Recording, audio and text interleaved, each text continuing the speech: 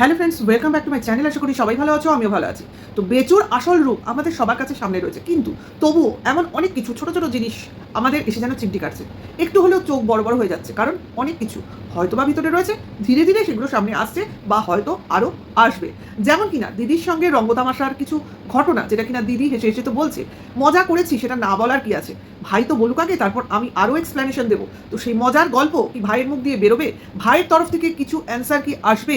ভাই কি ভাবছে দিদির প্রতিটা কথার উত্তর দেবে না ইগনোর করবে, নাকি পাগলের প্রলাপ বলে পাল্টি খাবে? বা হয়তোবা এমন জিনিস দেখবো, হয়তোবা ভাই দিদি মিলে আবার গলাগলি করছে, ও যা বলেছি রাগারাগি হয়েছে, মাফ করো ক্ষমা করো বলে আবার সবাইকে শান্ত করে দেবে। কি হবে আর কি হবে না সেটা কে জানে, কেউ জানে না, কিন্তু তবুও আমরা কন্ট্রোভার্সি করব, কারণ যা দেখছি তাই বলবো। ভবিষ্যতে কি হবে তখন দেখা যাবে, তাই না? কারণ এরা হলো দোগলাবাজ পাল্টিবাজ। আজকে সক্ষতা নেই তাই এ ওর পোল খুলতে ব্যস্ত, কালই আবার এরা গলাগলি করে বলতে বসবে ও তো আমরা ভাই বোন, আমরা তো এটা বলতেই পারি, করতেই পারি। তোমরা আমরা যা বলছি সেটাকেই বিশ্বাস করো, অর্থাৎ আমরা সবসময়ই সত্যি কথা বলি, ভিউয়ার্সদের এটাই খাওয়ানো হয়। তখনও সত্যি কথা বলেছিল কিমা, আজও সত্যি কথা বলছে, হয়তো ভবিষ্যতে গিয়েও আরও কিছু বলবে এবং সেটাকে সত্য বলেই চালাতে চাইবে। কিন্তু ব্যাপারটা হচ্ছে, যদি আগেরটা সত্যি হয় তাহলে এখনেরটা কি করে সত্যি হয়? কারণ আগে কিমা কিন্তু তার এই ভাই অ্যান্ড ভাইয়ের পরিবারকেই রামের আসনে বসিয়েছিল। এদের মতো পরিবার হয় না, এদের মতো ছেলে হয় না, অ্যাটলিস্ট বিয়ের পর এরকম জামাই হয় না, এরকম শাশুড়ি হয় না, মা হয় না, বাবা হয় না, একেবারে আদর্শবান ফ্যামিলি। কারণ কিমা নিজেই অনেকবার সম্বন্ধ করতে চেয়েছিল, ভোলনি নিশ্চয়ই। তাহলে সেই সময় সেই ভালো ফ্যামিলিটা আজকের দিনে কি করে অযোগ্য রাম ছাগলের ফ্যামিলি হয়ে যায়? এই প্রশ্নের উত্তর কারোর কাছে নেই, কারণ সবাই বুঝতে পারছে এখানে চলছে কাদা ছোড়াছুড়ি, অর্থাৎ কারোর গায়ে কেউ কাদা ছুঁড়েছে, অতএব সে এখন সেই কাদা ছোড়ার উত্তরটা, পাল্টা উত্তরটা তাকে দিচ্ছে। অর্থাৎ তোমার বাড়ি গিয়ে আমি যে তোমার বাড়িতে নুন খেয়েছি তার গুণ এখন আমি প্রকৃত অর্থে গাইব। অর্থাৎ বাড়ি তো আমি ঢুকেছি ঝোলা কাঁধে নিয়ে, এবার আমি সেখানে যে যে গুণকীর্তনগুলো তোমাদের নিয়ে বসে করেছি তার জন্য আমার ঝোলা ভর্তি হয়েছে, অর্থাৎ ভিউয়ার্স আমি সংগ্রহ করেছি। কিন্তু সঙ্গে সঙ্গে তো আমি এটাও চেয়েছি তোমাদের বাড়িটাকে আমার বাবার সম্পত্তিতে পরিণত করতে, অর্থাৎ আমার কথায় আমার ভাই উঠবে, আমার কথায় আমার ভাইয়ের মা রান্নাবান্না করে আমাকে খাওয়াবে, আমার কথায় ভাইয়ের বাবা গাছের ফল মূল তরি তরকারি এগুলো আমার বাড়িতে পাঠানোর জন্য আমার টোটোয় ভর্তি করে দেবে। বুঝতে পারছো তো আমি কি বলছি? মানে আমার অনেক আশা ছিল, কারণ আমি একটা দুর্বল টাইপের ফ্যামিলিকে ধরবো বলে ভেবেছিলাম। এবার ফ্যামিলিটা দুর্বল ছিল কি ছিল না সেটা আমার জাজমেন্টের ভুল হলেও হতে পারে, কারণ আমি বেশ মাথায় হাত বোলানোর চেষ্টা করছিলাম। এবার চেষ্টা করতে করতে কিন্তু আমি অনেক আমার ঝোলায় জিনিস সংগ্রহ করছিলাম, অর্থাৎ পরিবারের ব্যাকগ্রাউন্ডের কিছু গল্প। এবার গল্প তো শুনছি, সেটা আমার মেমোরিতে আমি রাখছি, কিন্তু দর্শকদের তো বোঝাতে হবে, কারণ আমি নিত্যদিন সেখানে যাই। দর্শক আমায় প্রথম প্রথম দেখতো, পরবর্তী ক্ষেত্রে দেখতো না, কারণ সবসময় সবকিছু দেখানো যায় না, এটা বুঝে নিতে হবে। ভাই দর্শক, তোমাদের এত বায়নাকা থাকলে চলে যে তুমি ওখানে যাচ্ছ দেখাও, তুমি সেখানে যাচ্ছ দেখাও, তুমি কি করছো সেটা বলো ভাই। সেই জন্য আমি সবসময় ক্যামেরায় আসতাম না, আমি ওখানে যাবো কি করে, আমি অনেক দূরে থাকি। যে ওখানে থাকতো, অর্থাৎ কিমার প্রসঙ্গ বলছি, ঠিক আছে? তো সেই জায়গায় দাঁড়িয়ে প্রচুর যাতায়াত করে আমি আমার অনেক কিছু গোপন তথ্য এনে, ওদের গোপন তথ্য এনে আমার কাছে আমার সেফটি ভল্টে রেখে দিয়েছি। কেন রেখে দিয়েছি? কারণ কি, যখন কিনা আমার মানে ভিউজে খরা দেবে, অর্থাৎ আমার চ্যানেল সেভাবে আর গ্রো করবে না, কয়েকদিন ধরে একই জায়গায় দাঁড়িয়ে থাকবে, সাবস্ক্রাইবার বাড়ছে না, এরকম একটা পজিশনে দাঁড়িয়ে থাকবে, তখন আমার এই ভল্টের জিনিসগুলো কাজে আসবে। অর্থাৎ আমি তখন জিনিসগুলোকে ভাঙিয়ে গল্পের আকারে ঝুলির মধ্যে থেকে বার করে দেখাবো আর ইনকাম করবো, কারণ এটাই তো আমার ফিতরত। আমি গাছের উপরেরটা খাই, তলারটাও খাই, তারপর গাছটা যখন কোনো কাজে আসে না সেটাকে পুড়িয়ে জ্বালানি হিসেবেও ব্যবহার করি। আমার এটাই চরিত্র, কারণ আমি হলাম জাস্ট একজন কন্ট্রোভার্সি ক্রিয়েটার, ঠিক আছে? কারণ আমার কাজই তো এটা, তোমাকে মানে উল্টো পিঠেও শেখবো, সোজা পিঠেও শেখবো, তারপর শেখাটা পুরো হয়ে গেলে একটা কি বলবো, যখন খাওয়ার সময় আসবে, জিনিসটা তৈরি হয়ে যাবে, তখন সেটাকে গলা ধকরণও করবো। কাজে এই জায়গায় দাঁড়িয়ে বেচুদের বুঝতে একটু সমস্যা হয়ে গেছিল যে বেশি কাউকে প্রায়োরিটি দেওয়া উচিত না। কিন্তু বেচুদের কথা না কি বলতো, যেসব মানুষদের লোভ বেশি, লোভ, এবার এই কিমা তো গিয়ে ওদের লোভ দেখিয়েছে, অ্যাকচুয়ালি প্রথম থেকে কিন্তু কিমা ওদের লোভ দেখিয়েছে। এবার এরা তো অ্যাকচুয়ালি লোভী, পুরো ফ্যামিলিটাই হলো লোভী পার্সন, বাবা থেকে মা থেকে ছেলে প্রত্যেকে লোভী, এবং এরা হলো খাটনি করবো না, কারণ খাটনি করলে এরা আজকেও চাষি ফ্যামিলি থাকতো না। এর বাবা চাষের কিছু জানে বা বোঝে ওই ওপর, না হলে তো নিজেরাই চাষ করতো না। ছেলে খাটতে চায়, প্রত্যেকে এক একটা অলস, কাজ শুরু করে আর শেষ করে না। এর বাবা একটা কথা খুব বলেছিল যে অলস মস্তিষ্ক শয়তানের বাসা। তো অ্যাকচুয়ালি এই কথাটা তার বাবা তার ছেলেকে উদ্দেশ্য করেই বলেছিল, এবং খেয়াল করে দেখো এই ভিডিওটা করার পরই ওই ভদ্রলোকের যে দাদু ঠাম্মার বলে চ্যানেলটা ছিল সেটায় আর ভিডিও আসেনি। এই কথাটা নিয়ে নিশ্চয়ই আমার মনে হয় যে এই বাপ ছেলের মধ্যে একটা কলহ বা ক্লেশ হয়েছিল, এবং তার জন্যই ছেলে যতই তার বাবার নামে চ্যানেল দিই, যতই বলেছিল না বাবার কাছেই টাকা থাকবে, বাবা ইনকাম করবে, বাবা মার হাত খরচ, কিন্তু তা নয়, সমস্ত জিনিস গিয়ে ছেলের অ্যাকাউন্টেই ঢুকতো। আরে ভাই, এটা হলো সেই ছেলে যে কিনা নিজের বউকে বেচতেও দুবার ভাবে না, যে কিনা 5 বছর ধরে নিজের বউকে দিয়ে ইনকাম করিয়ে তার ব্র্যান্ড প্রমোশনের টাকা ব্যাংকের অ্যাকাউন্ট থেকে হাফিস করে দেয়, যে কিনা ছেলের নামে টাকা ফিক্সড করে রেখেও দুজনে, যেহেতু ওই সময় তো একসাথে থাকতো, দুজনের নাম রাখতেই হবে, কিন্তু পরবর্তী ক্ষেত্রে পোস্ট অফিস হওয়ার জন্য বউয়ের নামটা কিছুতেই ওখান থেকে সরাতে না পারার জন্য ওটাই শর্ত হিসেবে রেখেছিল যে ওই টাকাটা টাকার নামে করে দিতে হবে। ভাবতে পারো, যে কিনা পয়সা বউকে দিতে চায় না, অথচ 5 বছর তার ফ্যামিলিতে যে বউটা আপাদ মস্তক খাটনি করে গেছিল তার কোনো দাম নেই, সেই খাটনির দাম নেই, সেই 9 মাস গর্ভে ধরা সন্তানকে দিয়ে যাওয়ার কোনো দাম নেই, সমস্ত কিছু ভুলে সেই মেয়েটাকে বাজারে বসিয়ে আবারও রিসেল করা হয়েছিল। কারণ এই প্রাসাদের মতো বাড়িটা তৈরি করতে হবে, যার ভিত তৈরি করে গিয়েছিল বা ভিত তৈরিতে সাহায্য করেছিল, তোমাদের জন্যই বলছি, তোমরা হয়তো বলবে দুজনে মিলে করেছিল, ফ্যামিলির লোকজন ছিল, হ্যাঁ সব কিছু মেনে বলছি যে সাহায্য করেছিল, হয়তো ম্যাক্সিমাম সাহায্য করেছিল বউটা, তার জন্য এদের এতটুকুও কোনো রকম অনুকম্পা নেই যে না মেয়েটা গেছে যাক, সে যেতে চাইছে যাক, তাকে নিয়ে আমরা কিছু বলবো না, আমরা আমাদের মতো বাঁচবো, আমরা আমাদের মতো সার্ভাইভ করবো, এইটুকু গুণ তো দেখাতো, সেটাও দেখায়নি, উল্টে আরো কদর্য ভাষায় মেয়েটাকে আক্রমণ করিয়েছে আদার্স লোকজনদের দিয়ে, এবং নিজে চুপ করে থাকেনি। এরপরেও আমরা মেনে নিতাম যদি এই ছেলেটা নিজের চরিত্রটা ঠিক রাখতো। বউ গেল 2-3 মাস যেতে পারলো না, সে অন্য মেয়েদের পেছনে ছুটতে শুরু করে দিল, আর এদের পক্ষে ক্রিয়েটাররাই সেটা নিয়ে পাবলিশ করতে রাখলো, ভোকাল হতে রাখলো, হবেই তো, থাকবেই না কেন, এটাই করা উচিত, এটাই দেখানো উচিত, ইত্যাদি ইত্যাদি। আরে ভাই, আমি ধরে নিলাম তার বউ চরিত্রহীন, তার মানে বউ চরিত্রহীন হলে তার বরকেও চরিত্রহীন হতে হবে, তার চরিত্রটা ঠিক রাখার কোনো দরকার নেই। মানে আমি বউকে যখন দেখছি সে চরিত্রহীন, মানে আমি বলছি তার মানে আমি এটা হতেই পারি, সে যদি করতে পারে, সে যদি বয়ফ্রেন্ড নিয়ে ঘুরতে পারে, আমিও আমার গার্লফ্রেন্ড নিয়ে ঘুরতে পারি, মানে এটা কি কোনো কম্পিটিশন চলছে?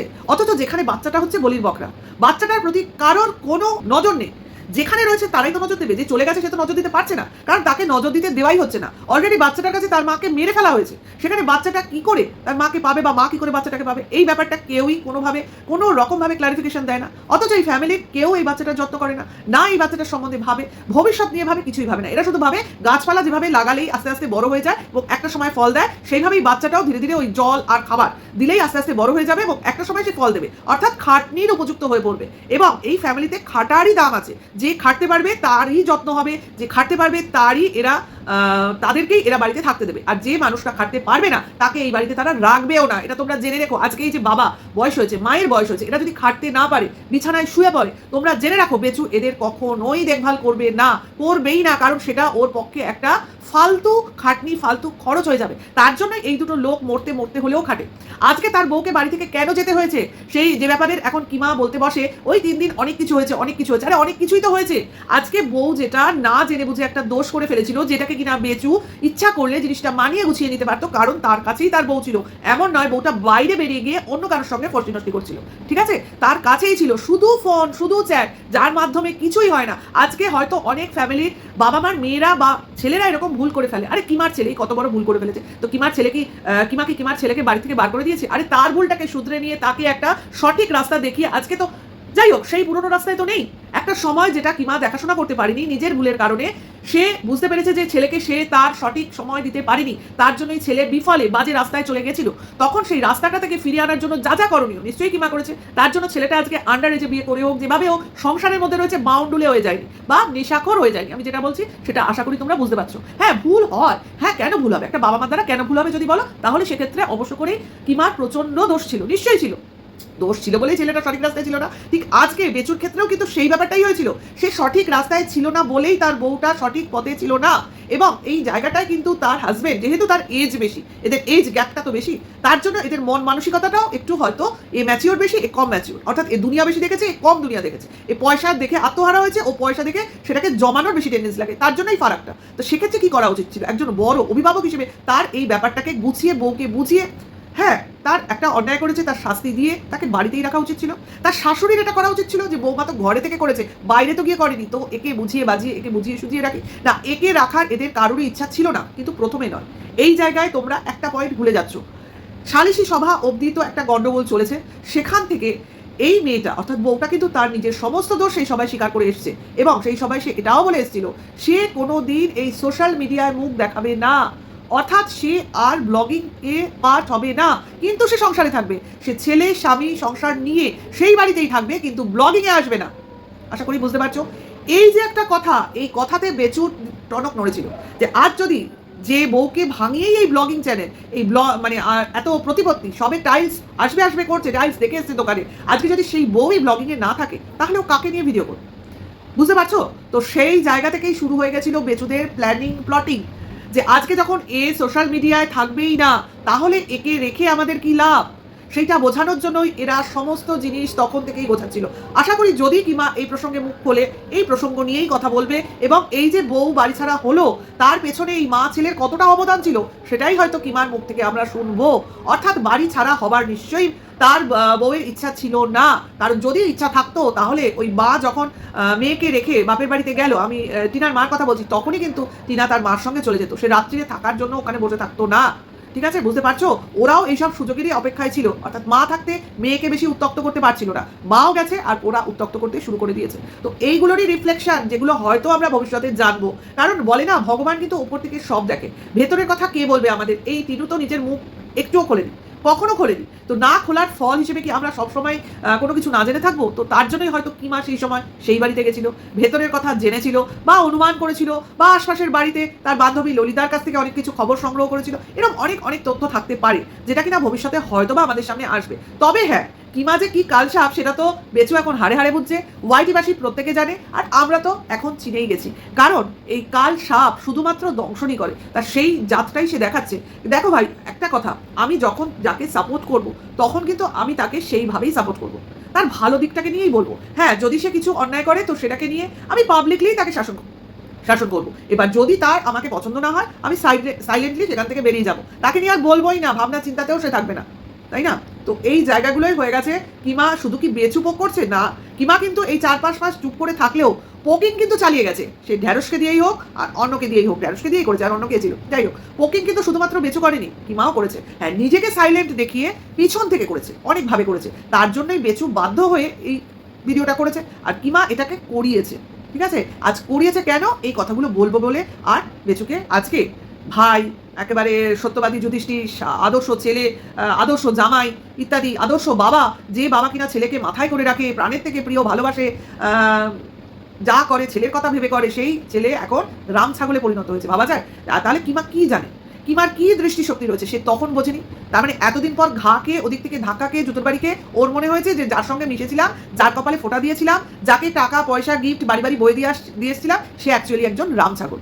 ঠিক আছে, এখন তার মনে হচ্ছে বা তার ভিউয়ার্সদের মনে হচ্ছে যে এক হাতে তালি বাজেনি, অর্থাৎ টিনু এমনি এমনি বাড়ি থেকে বেরিয়ে যায়নি, এই ফ্যামিলিটারও ওই টিনুর বেরিয়ে যাওয়ার পেছনে অনেক কিছু ঘটিয়েছে, যার জন্য আজকে টিনুর এই হাল। আজকে দেখো টিনুর কাছে কি আছে, কি আছে? হ্যাঁ, ব্লগিংও করে যাচ্ছে, কারণ ও থামবে না, থামার দরকার তো নেই, কারণ খাটনি যখন করতে শুরু করেছে ওকে খেটে যেতে হবে, ও জানে। ঠিক আছে, অ্যাটলিস্ট নিজেরটা তো নিজে জোগাড় করে নিতে পারছে। এতদিন কার খাটনি, ও কিছুই শ্বশুরবাড়ি থাকাকালীন কিছুই নিজের কাছে রাখতে পারেনি, একমাত্র ছেলে তাকে নিজের কাছে রাখতে পারেনি। সে প্রথমে হয়তো আনতে চেয়েছিল, তারপরে ভেবেছিল যে বাড়িতে সে নিজেই সমস্ত কিছু তৈরি করে এসেছে, অন্তত সেই জিনিসগুলো তার ছেলেই ভোগ করুক, ছেলেই পাক, আর নিজে যে বাইরে থেকে নিজের জন্য লড়াই সেটাও চালিয়ে যাক। ভবিষ্যতে ছেলে একটা দিন তো তার মার কথা শুনবে, বলবে, দেখবে, তাই না? আজকে এরা যতই বলুক মা কারোর হাত ধরে ছেড়ে চলে গেছে, মা অমুক করেছে, মা তমুক করেছে, কিন্তু ছেলে যদি একটা সময় দেখে যে মা চলে গেছে তো বটে, কারণ ওই বাড়িতে নেই, কিন্তু সে বাইরে গিয়ে কারোর সাথেই নেই, কারোকেই বিয়ে করেনি, সে একাই লড়াই করে যাচ্ছে, তখন কি এই বাবা, ঠাকুমা, দাদু তার মার বিরুদ্ধে যে যে কথাগুলো বলেছে আদতেও ছেলেটা সেটা বিশ্বাস করবে বলে তোমাদের মনে হয়? করবে না, কারণ মা এমনই জিনিস, ছেলে মেয়ের মনে কিন্তু আলাদা জায়গাতেই থাকে।